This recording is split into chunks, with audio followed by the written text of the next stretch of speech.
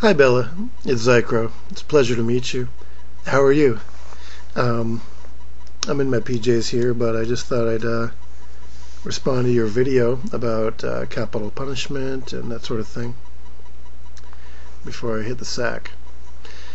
Agree to disagree. Well, you don't have to agree to me or anybody else, because where would the fun be in agreeing? I mean, if everyone agreed with you, or me, it'd be pretty boring, right? I mean, it'd be kind of lonely. Maybe it wouldn't be. You'd never find anything. There'd be no one to give color to the world if everyone agreed. But so try not to hate it, because hate's just a bad emotion. Um, well, the thing about that is that you really don't have to agree with somebody. I mean, the most important thing about talking with somebody is usually the experience of hearing something different and experiencing another human being. If you like to talk to that person, or even if they aggravate you sometimes. But murder by proxy, because the state does capital punishment or we have a military. No, you're wrong. Are the children in that state the murderers? Even if murder by proxy were true, are the children in that state, or the powerless, or the people who can't vote, are they all murderers too? How about the people in Poland in 1939 when the Nazis invaded, followed by the Soviets a week later? Were the people in that country murderers because their army was fighting the friggin' Nazis and killing Nazis? They killed about 38,000 of them before the two sides collapsed the country. So are the Poles murderers because their army killed Nazis and commies who are invading their country? Or how about the Finns? Now, were the Finns murderers because their troops were fighting the Russians in 1938? You tell me. I mean, everyone knows that the Americans are murderers because we have the Iraq War and the Afghanistan War, where, we're all killers. And I'm a double killer because I'm a veteran, so, I'm a total murderer, I guess. But is my little nephew and my little cousins, they don't even know what war is, are they murderers by proxy? No, they're not. So, anyway. Troops are murderers. Okay, whatever. Killing and murdering is not the same. Yeah, that's true. Killing and murdering are two different things. Two different things. Why are they two different things? Well, they have to be so that we can try to legislate justice. Say, Bella, for example, one night you're walking home and some psychopath jumps out of the trees and tries to kill you. Okay? Heaven forbid this happen, but it's a scenario. And while this guy is trying to kill you, he's got his hands around your throat and he wants to kill you, the intent is obvious. Somebody walks up to this guy, fights him off, and in the process kills him. Now it all goes to trial, and if murder and killing are the same exact thing, the guy that saved you is a murderer, and he should be sent to prison for murdering somebody. So you see why the distinction is necessary, killing and murdering. Oh, and when did the first capital punishment start? This is a good story. See, probably the first capital punishment, killing an individual sanctified by the state, whether it be in self-defense. Yeah, it's in self-defense. And it started before religion ever happened, probably, if we can differentiate religion from the beginning of Homo sapiens.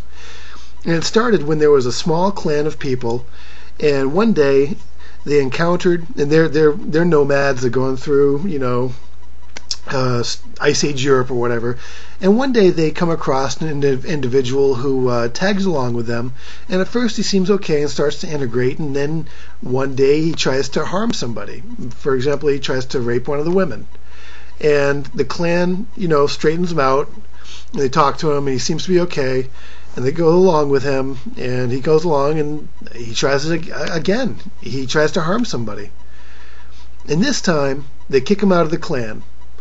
But he follows along with the clan, always chasing behind them and stuff because he can't survive on his own. And the clan can't sleep at night because they're worried this guy's going to come in and hurt somebody or steal their stuff. And everyone's freaking out about it. And finally one day they just bring him into the clan with some food or something, act all friendly, and then they just kill him. That's probably a scenario that describes the first capital punishment type scenario, because they could not afford to have this individual endanger their little society. And now it's a little bit more complex, but it's essentially the same. And it also serves as a warning to other, people who would endanger the lives of others. Religion started the capital punishment thing? Okay, well, let's say it did. Well, you tell me, in the 20th century, which states killed or murdered most of their citizens. Or let's say they killed most of their citizens using capital punishment. Which states or countries did that most in the 20th century? I think you'll find it was probably the ones that tried to abolish religion. So they were coming at it from a non-religious viewpoint, yet they still found killing millions of their own citizens very politically convenient. We're not killing a monster, we're killing a criminal. Yeah, we're not killing a monster, we're killing a criminal. It's a rational decision. And we're killing the murderers because we're afraid to admit that we're all murderers. Well, I don't know. Speaking for myself and for Christians, it's important for us to recognize that we are all very, very ill at heart. We all are potential murderers. That's something that recognition is core to Christian belief, that we're all sinful. Which seems to be what you're saying, so maybe we agree on that one. And as far as knowing the date when you're going to die, that's not really a bad thing. Life insurance companies will give policies in certain cases that pay the person who's going to die his own life insurance or her own life insurance so she can go out and have some fun before she dies of a terminal illness. Knowing when you're going to die at least lets these guys maybe come to terms with what they did and perhaps provide apologies to the victims or have a chance to, recognize their own guilt and maybe turn to the Lord and be saved before they get executed. Or perhaps they could, give actual crime evidence. They realize, okay, I'm going to die. What can I do to improve the situation? Well, at least I can tell the police where I put the bodies. Things of that nature. I think it's a good thing. Hanging is not the worst way to die. Well, this is all subjective. The worst way, if you ask me, would probably be to be tied down and eaten by ants. Or, burned alive. Doesn't sound too good.